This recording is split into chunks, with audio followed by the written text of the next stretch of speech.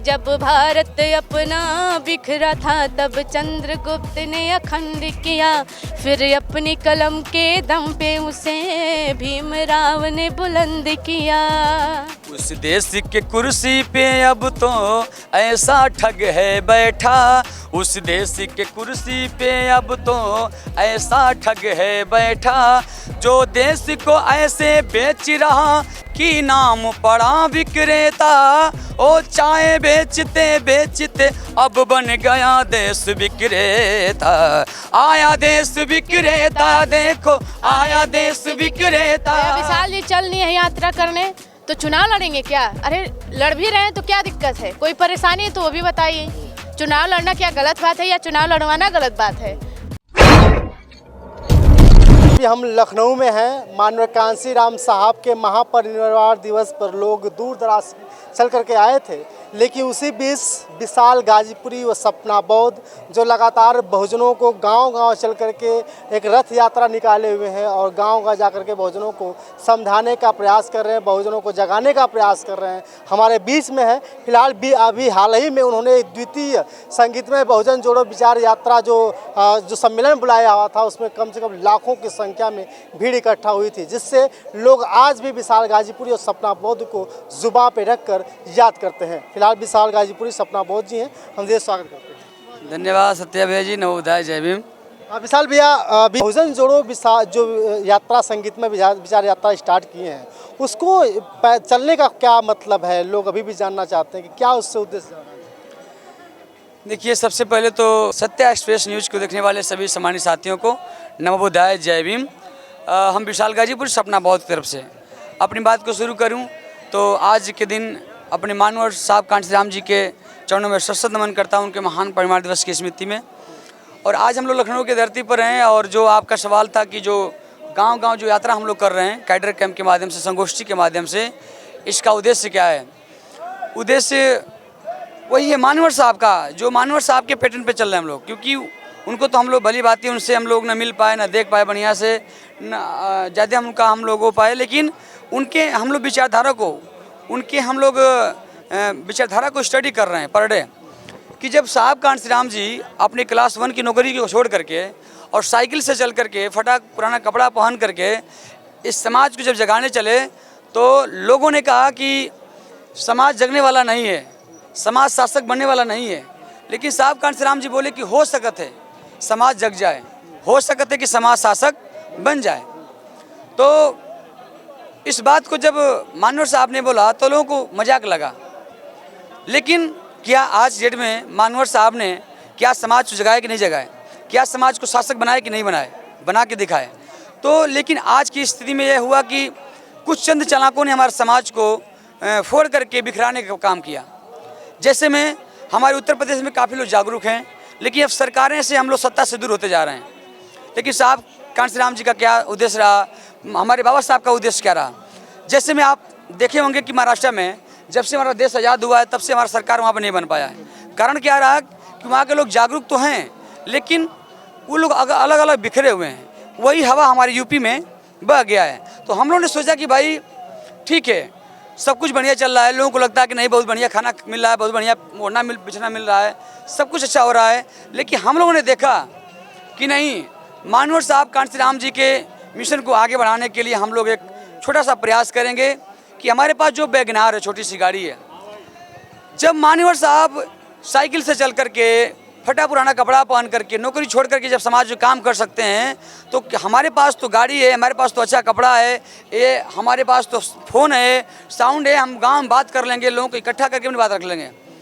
तो हम लोगों ने प्लानिंग किया, अपने पूरे गाड़ी को मैंने मॉडिफाई कराया और उससे सारी बातें लिखवाया कि संगीत में, क्योंकि मैं कलाकार हूँ, तो संगीत में बहुजन समाज जोड़ो महासम्मेलन का आयोजन करने का प्लानिंग किया। जब आप रैलियाँ कर रहे हैं, जब आप सम्मेलन कर रहे हैं, तो कुछ सवाल जो लोगों के जुबान से आ रही है कि विशाल गाजीपुरी राजनीति कर रहे हैं, कहीं ना कहीं आने वाले समय में चुनाव लड़ने का प्रयास करेंगे, इसलिए जो है कि इतना बड़ा जो रथ यात्रा लोगों को जोड़ने का प्रयास करेंगे। देखिए सर, बहुत बड़ा सवाल है, बहुत अच्छा सवाल है आपका, क्योंकि ये मैंने लोगों से पूछा तो लोग यही कहते रहे कि विशाल जब चुनाव लड़ेंगे। अब क्या देखिए, गाना बजाना तो हमारा वही हमारा जो है कि असली पहचान है।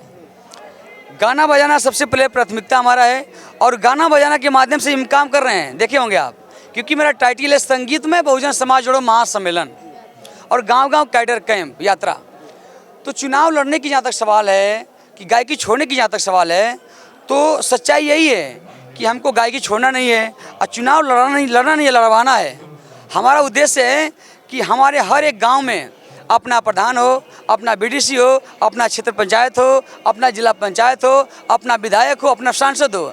और मैं आपको बता दूं आपके चैनल के माध्यम से कि देखिएगा 27 में विशाल गाजीपुर सपना बहुत, एक दो नहीं, कम से कम 20-20 विधायक मैं आपको दूंगा इस समाज के लिए, इस देश के लिए, अकेले मेहनत करके। अकेले नहीं, ये सबका मेहनत रहेगा, लेकिन जो संगीत में जो टाइटल दिया हूँ उसके माध्यम से देखिएगा कि आने वाला समय में मानवर साहब कहते थे ना कि सरकार बने चाहे ना बने, राजनीति चले चाहे ना चले, लेकिन सामाजिक काम रुकना नहीं चाहिए। लेकिन सामाजिक काम से ही हम सत्ता में आ सकते हैं। तो हम समाज को जगाने के बाद समाज को सत्ता में लाने का, क्योंकि मानवर साहब जो इशारा करते हैं, जो बाबा साहब इशारा करते हैं कि संसद के सब पिलर पे नीला झंडा गाड़ना पड़ेगा हम लोग को, तब जाके जो बाबा साहब अधिकार दिए हैं हम सबको मिलेगा।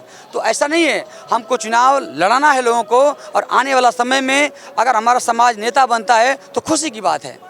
और राजनीति करना गलत बात क्या है? क्या नहीं कर सकते हैं? कर तो सकते हैं, लेकिन जिस माध्यम से आप लोग चल रहे हैं ये पूरे अफवाहें फैलने लगी हैं कि विशाल जी, सपना जी अब संगीतमय बहुजन जोड़ो यात्रा स्टार्ट कर रहे हैं, तो कल इसी तरह रैलियां करेंगे और अपना खुद चुनाव लड़ने का प्रयास करेंगे। तो क्या कोई ये गलती लग रहा है क्या समाज को? ये समाज को तो और खुशी होना चाहिए ना। क्या आप और कलाकारों में देखिए, जिसको मनुवादी बोलते हैं, आप देखिए मनोज तिवारी जी को देखिए, क्या वो गाना नहीं गाते थे? क्या गाना छोड़ दिए हैं? नहीं छोड़े हैं, लेकिन वो क्या हैं समझ सकते हैं आप। इस दिल्ली में 4-4 बार वो सांसद बन चुके हैं, 3-3 बार 4-4 बार बन चुके हैं। उनके लोग इतना टीका टिप्पणी नहीं करते हैं। हमारे लोग, भैया विशाल जी चल नहीं है यात्रा करने तो चुनाव लड़ेंगे क्या? अरे लड़ भी रहे हैं तो क्या दिक्कत है? कोई परेशानी है तो वो भी बताइए। चुनाव लड़ना क्या गलत बात है या चुनाव लड़वाना गलत बात है?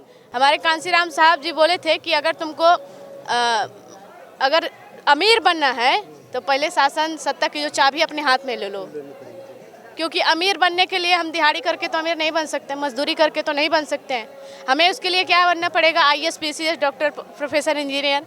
और उसको बनने के लिए ये जो सरकार जो निजीकरण कर रही है, ये सब जो हमारे हाथ में रहेगा तो हम ये सब खत्म करेंगे। अगर हम बहुजन समाज पार्टी की बात करें तो बहुजन समाज पार्टी में अभी हम लोग बात कर रहे थे कुछ महिलाओं से, तो उन्होंने कहा कि महिलाओं की जो भागीदारी है बहुजन समाज पार्टी में वो बहुत कम देखने को मिलती है। क्या लगता है?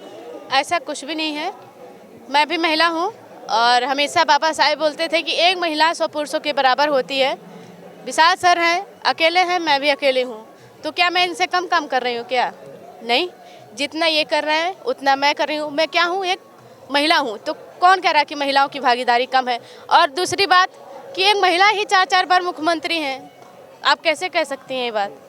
तो महिलाओं की भागीदारी इसमें बहुत ज़्यादा संख्या में है। और हम जहाँ जा रहे हैं, जब गांव में कैडर कैंप करने जा रहे हैं ना, तो ऐसा लगता है, जब बहन जी का नाम आता है ना तो ऐसा लगता है पागल हो जाएंगे। कहें बहनी जो चाहे जो हो जाए वोटवा तो हथिये के जाइए। तो ये कौन महिलाएं तो कह रही हैं? चीज़ की उसमें बहुत, जब मैं कार्यक्रम स्टार्ट किया था गाँव तो हमारे कार्यक्रम में बहन जी का फोटो नहीं मिला होगा आपको देखने के लिए। तो बहुत लोग का सवाल था कि भाई विशाल जी, सपना जी, आप जो कार्यक्रम कर रहे हैं उसमें बहन जी का फोटो नहीं है, ना उसमें कोई हाथी का फोटो है।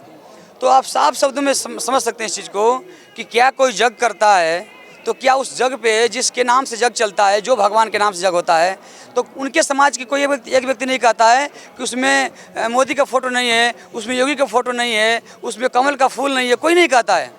तो क्योंकि वो लोग समझ रहे हैं ना, उसी प्रकार से जो सामाजिक हम काम कर रहे हैं, इस राजनीतिक मंच नहीं है, हमारा सामाजिक मंच है। लेकिन मैं बाय 1 गेट 1 काम कर रहा हूँ। जैसे मॉल में जाते हैं, मॉल में सामान लेने के लिए, तो उसमें बाय 1 गेट 1 लिखा रहता है कि एक सामान पे एक फ्री। तो मैं भी जो काम कर रहा हूँ समाज में, ये समाज बाय 1 गेट 1 की तरह, जैसे कि मैं बता रहा हूँ कि संगीत में बहुजन समाज जोड़ो महासम्मेलन, संगीत में सुनने के लिए संगीत लोग आ रहे हैं, और आने के बाद हमारी पार्टी का विचारधारा, अपने समाज का 2 कार्यक्रम सफल हो चुके हैं। अब अगला कार्यक्रम कहाँ है? देखिए, ये प्रथम कार्यक्रम मेरा संगीत में बहुजन समाज जोड़ो महासम्मेलन बिशनपुरा में सफल हुआ। द्वितीय संगीत में बहुजन समाज जोड़ो महासम्मेलन आवादान बैरान में सफल हुआ, जो बैरान की धरती पर कम से कम 24-25 हज़ार की संख्या में लोग आए थे। वहाँ के लोग कह रहे थे कि जो अदर कास्ट के लोग हैं, तो कह रहे कौन यार 2 बच्चे आए हैं, वो लोग मतलब ठाकुर साहब थे वहाँ के, और एक पंडित जी थे। ये कैसा आदमी है यार, 2 लड़के आए हैं, 2 बच्चे हैं, उनके साथ एक बच्चा है और 2 बच्चे आए हैं, और उनके कार्यक्रम में ये तो इतना भीड़ लगी कि जितना मुख्यमंत्री के कार्यक्रम भीड़ नहीं लगता है। वो कैसे बच्चे हैं? तो उन लोग मेरे बारे में सर्च कर रहे हैं कि कौन है विशाल गाजीपुरी। तो साथियों, जब वो कार्यक्रम में 1 किलोमीटर नहीं 3-3 किलोमीटर दूर तक गाड़ियाँ लगी थी, 4 व्हीलर 2 व्हीलर, और बता रहा हूँ कि जितना पब्लिक इधर है उतना उधर गाड़ियाँ हैं। तो कहने का तात्पर्य है कि वो बहुजन समाज के लोग त्रस्त थे सरकार से, तो उन लोगों ने इस चीज़ को बदलाव के लिए लोगों ने आया था। और मैं उस कार्यक्रम वाकई मैं अपने खुद होश में पहली बार मैं उतने बड़े कार्यक्रम में मैं अपना वो किया था। और ये कार्यक्रम प्रथम बीत गया, द्वितीय बीत गया, तृतीय संगीत में बहुजन समाज जोड़ो महासम्मेलन इटावा में रखा गया है, 13 तारीख को वहाँ करेंगे। और चतुर्थ रखे हैं आपके जौनपुर में, जौनपुर के बाद फिर आगरा में करेंगे, आगरा के बाद फिर हम गाजीपुर में करेंगे। और गाजीपुर में 4 प्रोग्राम करने के बाद हम गाजीपुर का जो लंका मैदान है, उसी लंका के मैदान में डंका बजाएंगे।